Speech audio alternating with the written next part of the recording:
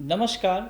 21वीं सदी के शिक्षार्थियों के लिए कार्यस्थल कौशल इस पाठ्यक्रम में आप सभी का स्वागत है।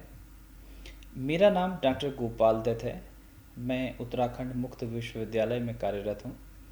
आइए आज हम बात करते हैं आर्टिफिशियल इंटेलिजेंस और मशीन लर्निंग पर, अर्थात कृत्रिम बुद्धिमत्ता और मशीन लर्निंग क्या है, इसको जानने का हम प्रयास करेंगे। आज के इस व्याख्यान के लर्निंग ऑब्जेक्टिव्स हम आपके साथ साझा कर रहे हैं। 21वीं सदी में कृत्रिम बुद्धिमत्ता और मशीन लर्निंग क्या है, इसको जानेंगे। जेनरेटिव एआई क्या है, इस पर कुछ बातचीत आपके साथ करेंगे। डिजिटल बुद्धिमत्ता,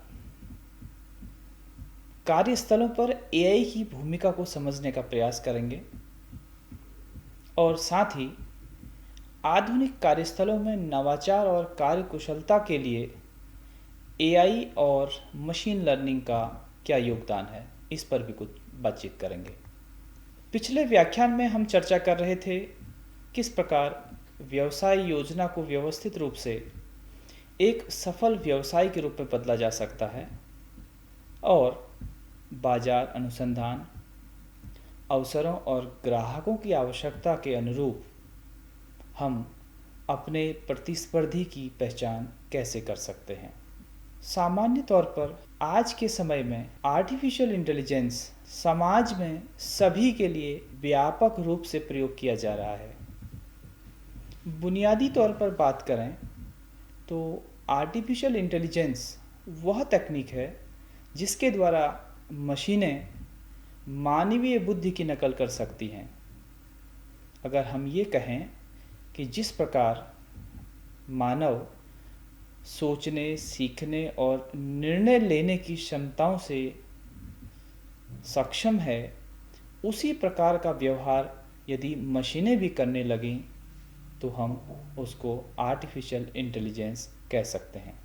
कृत्रिम बुद्धिमत्ता के कुछ मुख्य तत्व, अर्थात आर्टिफिशियल इंटेलिजेंस के कुछ मुख्य तत्व क्या हो सकते हैं, जिनमें 3 मुख्य बातें शामिल हैं।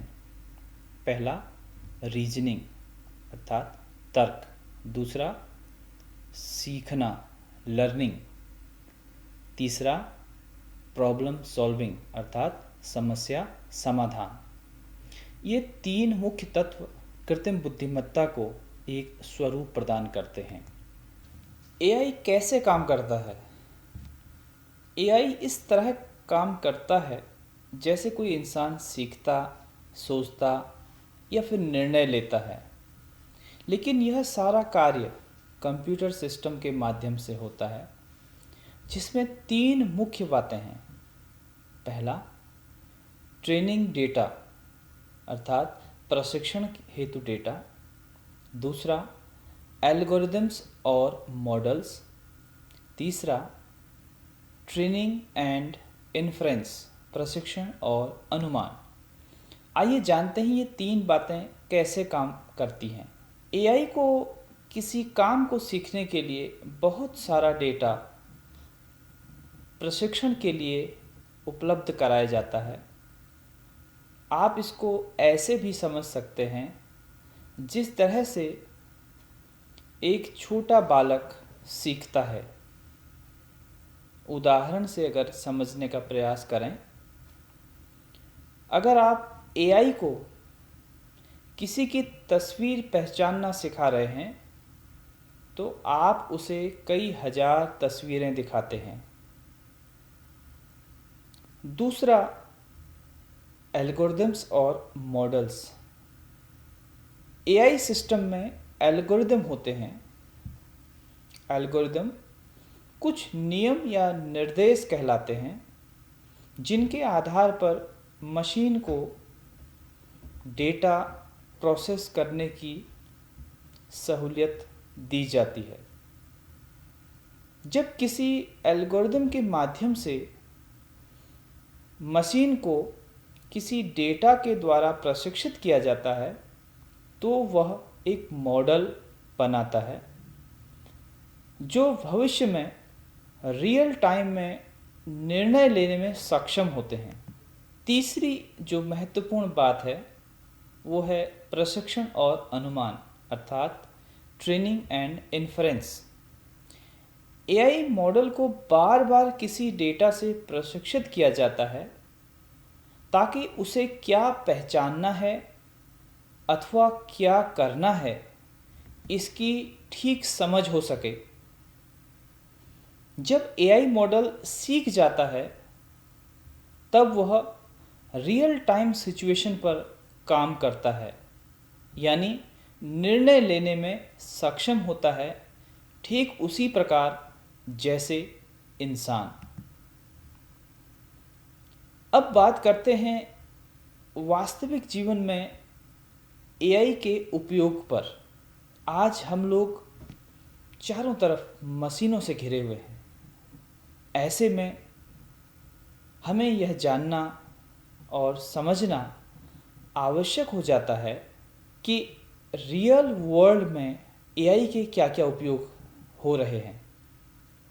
उदाहरण के लिए स्वचालित वाहन जैसे कैमरों, सेंसर और एल्गोरिदम की मदद से सड़क की स्थिति, ट्रैफिक और पैदल यात्रियों को पहचानकर सुरक्षित ड्राइविंग करना, यह कृत्रिम बुद्धिमत्ता का एक जीवंत उदाहरण है।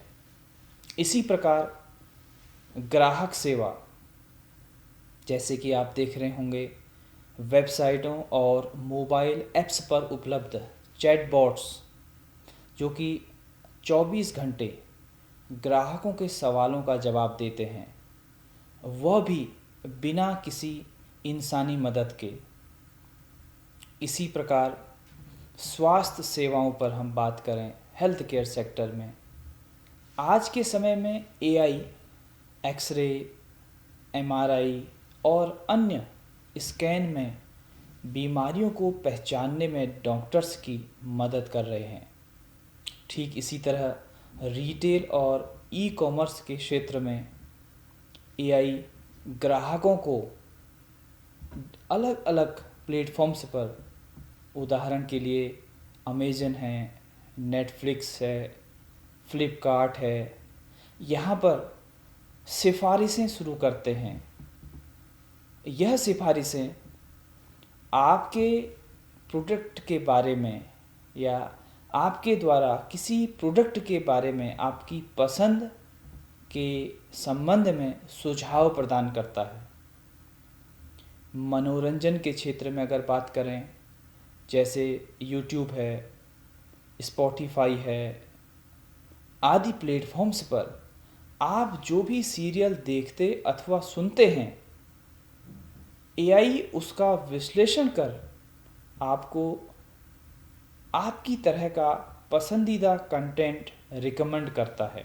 और वॉइस असिस्टेंट शायद आप लोग अपने मोबाइल फ़ोन पर भली भांति वाकिफ़ हैं, एलेक्सा हो या गूगल असिस्टेंट जैसे टूल्स आपके बोलने से समझते हैं और आपके निर्देशों का पालन करते हैं। इन सब खूबियों के साथ साथ एआई में कुछ चुनौतियां भी हैं, उसके कुछ अपने नैतिक पक्ष भी हैं, हमें उन पर भी जानकार होना है। अगर हम बात करें चैलेंजेस की, तो पक्षपाती और निष्पक्षता यह एक बहुत बड़ा मुद्दा है। एआई के नतीजे उन डेटा पर आधारित होते हैं जिनसे एआई के मॉडल को प्रशिक्षित किया गया है। यदि प्रशिक्षण के दौरान उपलब्ध कराया गया डेटा पक्षपाती है तो यह भी निश्चित है कि आपके निर्णय भेदभावपूर्ण हो सकते हैं। अब इसका समाधान क्या हो सकता है? इसके लिए विविध और संतुलित डेटा से हम अपने एआई मॉडल को प्रशिक्षण दें, नियमित एथिकल ऑडिटिंग कराएं, मॉडल्स का प्रशिक्षण निगरानी के तहत किया जाए। इसी प्रकार कुछ और चिंताएं भी आर्टिफिशियल इंटेलिजेंस के क्षेत्र में देखने को मिलती हैं, जैसे कि डेटा की सुरक्षा और गोपनीयता। एआई अक्सर व्यक्तिगत डेटा का उपयोग करता है, जैसे कि आपकी लोकेशन, आपकी शॉपिंग हैबिट्स, आपकी हेल्थ से संबंधित रिपोर्ट्स। इन सब से किसी भी व्यक्ति की निजता खतरे में पड़ सकती है। एक और जो चैलेंज आज के समय में देखने को मिलता है वो है जॉब डिस्प्लेसमेंट। कई सारे लोगों का ये मानना है कि एआई के बढ़ते प्रयोग के कारण नौकरियों में कमी आ रही है। एआई और ऑटोमेशन के बढ़ते प्रयोग से ये बात सच है कि पारंपरिक नौकरियां खतरे में दिखती हैं, जैसे फैक्ट्रियों में रोबोट का इस्तेमाल, कस्टमर सपोर्ट में चैटबॉट्स का इस्तेमाल और भी अन्य उदाहरण हो सकते हैं। इसका समाधान क्या हो सकता है? हम री स्किलिंग और अप स्किलिंग पर ध्यान दें। मानवीय कौशल पर अधिक जोर दिया जा सकता है। साथ ही एक बहुत महत्वपूर्ण बात यह भी है कि जब कभी भी कोई नई प्रौद्योगिकी आती है और उसको रख रखाव करने के लिए हमें अधिक कौशल संपन्न मानव संसाधन की आवश्यकता होती है, अर्थात एआई से जॉब मार्केट बढ़ेंगे, यह बात भी तय है। एक और चैलेंज जिसको हम कह सकते हैं वो है मिसयूज। हम कई जगह पर ये देखते हैं कि एआई के दुरुपयोग भी होते हैं। यदि एआई का मॉडल गलत हाथों में पड़ता है तो यह सभी के लिए खतरनाक हो सकता है, जैसे कि स्वचालित साइबर अटैक्स हो सकते हैं, झूठी सूचनाओं का फैलाव हो सकता है आदि। आइए अब आर्टिफिशियल इंटेलिजेंस के एक और पक्ष पर बात करते हैं, जो बोलचाल में मशीन लर्निंग या एमएल के नाम से जाना जाता है। शायद आपने सुना भी होगा। मशीन लर्निंग क्या है?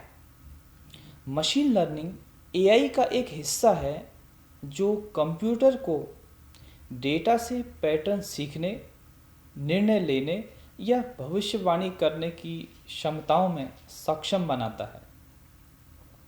यह किसी भी कार्य के लिए स्पष्ट प्री प्रोग्राम के बजाय डेटा से सीखकर वास्तविक समय में अपने प्रदर्शन को बेहतर करता जाता है। उदाहरण के लिए, मशीनें डेटा से सीखती हैं जैसे कि इंसान अनुभव से सीखते हैं। आज के दौर में मशीन लर्निंग की उपयोगिता पर अगर बात करें तो इस क्षेत्र में आपको कई उपयोगी अनुप्रयोग देखने को मिलेंगे, जैसे स्वचालन और दक्षता। मशीन लर्निंग जटिल कार्यों को स्वचालित करता है। इसी प्रकार डेटा आधारित परख, data driven insights, social media, sensor आदि से डेटा की जो भरमार हमें देखने को मिलती है, उसका विशाल डेटा सेट में से विश्लेषण करना, ताकि आप अपने ज़रूरत का निर्णय ले सकें, ज़रूरत की सूचनाओं को निकाल पाएँ, यह भी मशीन लर्निंग के अनुप्रयोगों से संभव हो रहा है। इसी प्रकार पर्सनलाइजेशन, मशीन लर्निंग व्यक्तिगत अनुभव प्रदान करता है। जैसे किसी एंटरटेनमेंट प्लेटफॉर्म पर आपके समक्ष जो सिफारिशें आ रही हैं, जो रिकमेंडेशंस आ रहे हैं, या आपको लक्ष्य करके जो विज्ञापन प्रेषित किए जा रहे हैं, कहीं न कहीं आपकी रुचियों के अनुरूप यह चीज़ें आपके सामने प्रदर्शित हो रही हैं। यह भी एक अनूठा अनुप्रयोग मशीन लर्निंग का देखने को मिलता है। इसी प्रकार उद्योगों में नवाचार, स्वास्थ्य, वित्त और परिवहन जैसे तमाम क्षेत्रों में मशीन लर्निंग के एप्लीकेशंस लगातार प्रगति ला रहे हैं। एक और बात करें अनुकूलनशीलता, एडेप्टेबिलिटी। मशीन लर्निंग सिस्टम नए डेटा के साथ अनुकूल कर नए क्षेत्रों का पता लगाना, जैसे धोखाधड़ी के पैटर्न का पता लगाना आदि शामिल हैं। इसी प्रकार हम यह भी कह सकते हैं कि आज के दौर में मशीन लर्निंग के आर्थिक प्रभाव भी चौथी औद्योगिक क्रांति का आधार बनने को तैयार हैं, जिससे वैश्विक अर्थव्यवस्था पर एक बड़ा प्रभाव पड़ रहा है। अब बात करते हैं मशीन लर्निंग के प्रकार की।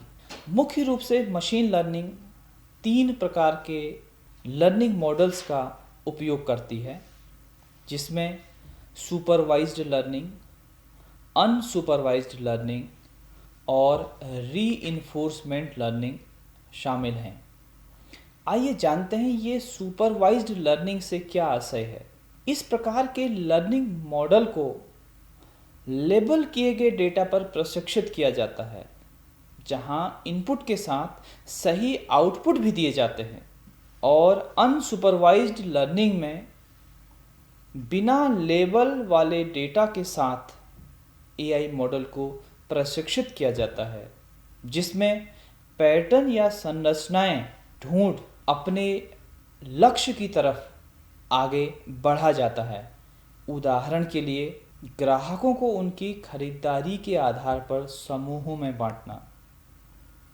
और इसी प्रकार लर्निंग के अगले मॉडल, जिसको हम रीइंफोर्समेंट कहते हैं, उस पर रियल टाइम एनवायरनमेंट के साथ बातचीत करके सीखा जाता है, जहाँ पर बेहतर सीखने के लिए रिवॉर्ड्स और गलतियों के लिए कुछ पेनल्टीज़ दी जाती हैं। अगर उदाहरण की बात करें, गेम खेलने वाला एआई मॉडल, रोबोटिक नियंत्रण आदि। एआई और मशीन लर्निंग के लिए कुछ पॉपुलर टूल्स और प्लेटफॉर्म्स पर भी बात करना उपयुक्त होगा।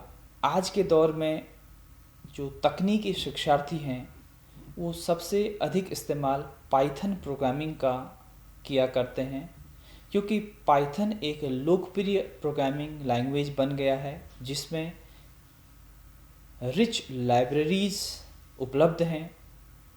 इसी प्रकार एक और प्लेटफॉर्म हम आपको साझा कर रहे हैं, टेंसरफ्लो, जो कि गूगल का ओपन सोर्स फ्रेमवर्क है। यह विशेषकर डीप लर्निंग के लिए प्रयोग किया जाता है। और एक और लोकप्रिय प्लेटफॉर्म, पॉपुलर प्लेटफॉर्म, जिसको हम पाईटॉर्च कहते हैं, यह मेटा एआई का एक फ्लेक्सिबल फ्रेमवर्क है, जो विशेषकर अनुसंधान और डीप लर्निंग के लिए प्रयोग में लाया जाता है। धन्यवाद।